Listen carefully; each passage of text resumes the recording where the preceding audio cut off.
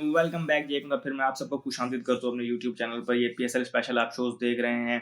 कल मैच खेला गया जो जिसे हम कहते हैं कि पीएसएल का क्लासिक मैच होता है, और ओवरऑल भी पाकिस्तान की हिस्ट्री में इन दो शहरों के आपस में एक हेल्थी बैंटर भी रहता है। लाहौर और कराची के दरमियान ये मैच खेला गया, और ये मैच खेला गया कराची के नेशनल स्टेडियम में।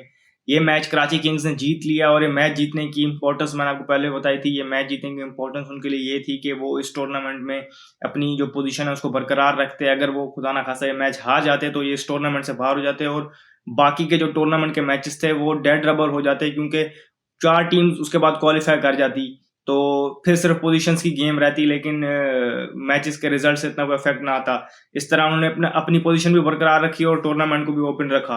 अब कल उन्होंने टॉस जीतकर पहले बॉलिंग का फैसला किया और कुछ इंपॉर्टेंट चेंजेस की। नवाज जो उनके प्लाटिनम प्लेयर थे बहुत अरसे से परफॉर्म नहीं कर रहे थे, और न बैटिंग के साथ कुछ इतना कंट्रीब्यूट कर रहे थे। बॉलिंग के साथ भी हमने देखा कि वो अपने ओवर्स का कोटा तक पूरा नहीं कर पा रहे थे, तो उनको रेस्ट दिया उन्होंने। उसकी जगह अरफात मिन्हास को शामिल किया।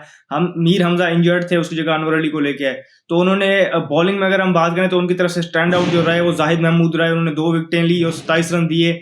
इसके अलावा हमने देखा कि उनके फास्ट बॉलर्स ने बॉलिंग की, पैचेस में अच्छी बॉलिंग की, लेकिन ओवरऑल अगर हम देखें तो टुवर्ड्स एंड उन्होंने रन ज़्यादा कंसीड कर दिए। फ़खर जमान बहुत अरसे बाद हमें फॉर्म में नजर आए। उन्होंने लाहौर कलंदर की तरफ से 50 स्कोर की। और एक और जो हमने अगर लाहौर कलंदर्स की बात की जाए तो उन्होंने भी कुछ चेंजेस की, जिस तरह अब्दुल्ला शफीक को उन्होंने इस टूर्नामेंट में पहले तो उनके नंबर से हटके खिलाया और फिर बहुत ज़्यादा मैचेस उनको बेंच पे रखा, जिसकी वजह से वो आज इस पोजीशन में है कि वो टूर्नामेंट से बाहर हो गए हैं। लेकिन कल उनको उन्होंने खिलाया तो उन्होंने फौरन ही वो अपनी फेथ को रीपे किया और 50 स्कोर की बड़ी अच्छे तरीके से। लेकिन अगर हम यहाँ पर बात करें तो 177 स्कोर कर पाए लाहौर कलंदर्स वाले। मसला यहाँ पर आया कि शाहीन शाह अफरीदी के बारे में मैं कुछ बात करना चाहता हूँ। वो कैप्टन है, ऑब्वियसली पाकिस्तान के भी कैप्टन है, और कभी ना कभी कहीं एक आध बार उनकी ये चीज़ सही साबित हुई है कि वो मेन हिटर्स या मेन बैटर से ऊपर आके बैटिंग कर रहे होते हैं, लेकिन हर बार ये चीज़ ठीक साबित नहीं होगी। अब कल की एग्जाम्पल देख लें। कल उनके पास डेविड विजे, सिकंदर रजा जैसे वर्ल्ड रेनाउंड उनके पास स्ट्राइकर्स मौजूद थे, लेकिन उनसे पहले वो ऊपर आए और उन्होंने 3-4 गेंदें ज़ाया की और आउट हुए। अब यहाँ कहने को तो सिर्फ 3-4 गेंदें ज़ाया की हैं, लेकिन बेसिकली एक मोमेंटम गिफ्ट किया उनको।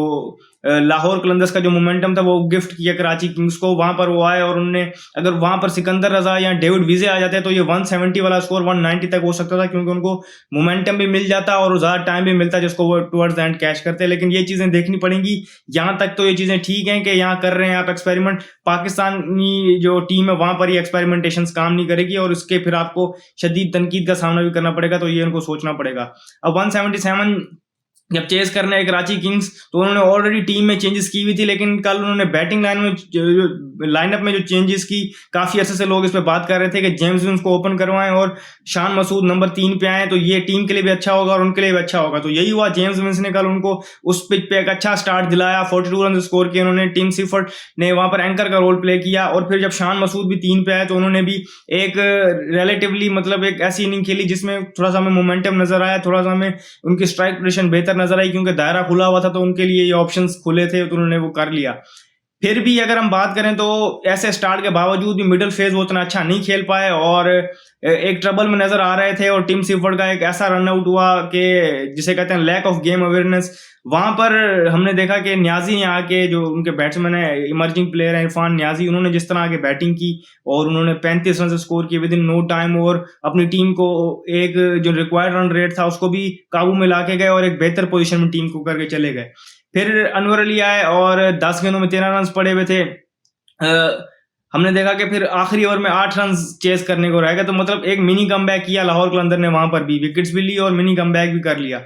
हमने देखा कि जाते जाते बात यहां तक चली गई कि एक बॉल पे 3 रन पड़े हुए थे। अब वहां पर उनके पास एक्सपीरियंस बैटर शोएब मलिक मौजूद थे, जिन्होंने अपने आप को वहां फील्ड पे ग्रेंड किया और अपना जो कंट्रोल अग्रेशन दिखाया, अग्रेशन को कंट्रोल किया। क्योंकि अगर देखें दूसरे एंड से न्याजी मार रहे थे तो उनको था, अगर वहां पर ऐसे एज अ बैटर आप कैरिड अवे हो सकते हैं कि यार मैं भी मारूं, लेकिन उनको यह था कि स्कोर इतना नहीं है, क्रीज पर रहना क्रूशल है। अगर आप क्रीज पर रहेंगे तो ये स्कोर चेज हो जाएगा, तो उन्होंने वही किया। और लास्ट बॉल पे हमने देखा कि जमान खान, जो कि रिलेटिवली हम उसको एक्सपीरियंस कहेंगे क्योंकि काफ़ी लीग से उनको तजुर्बा हो गया, लेकिन उन्होंने एक जिसे कहते हैं ब्लफ खेला। सारी फील्ड हमने देखा कि लेग साइड पर उन्होंने पैक की और उनको आउटसाइड ऑफ स्टंप यॉर्कर करने गए। यॉर्कर उस तरह क्या कहते हैं कि गिरा भी नहीं, और शोएब मलिक कहीं ना कहीं मेंटली तौर पर रेडी थे और उनका ये स्ट्रॉन्ग एरिया, तो उन्होंने उसको प्लेस किया और 4 रन हासिल करके अपनी टीम के लिए मैच भी जीता और उनको अपने टूर्नामेंट में जो उनकी उम्मीदें वो बरकरार रखी। तो कराची किंग्स ने देखें चेंजेस करने से, एक चेंज करने से उनको कितनी बैटिंग में इतना बड़ा टोटल वो चेस कर गए।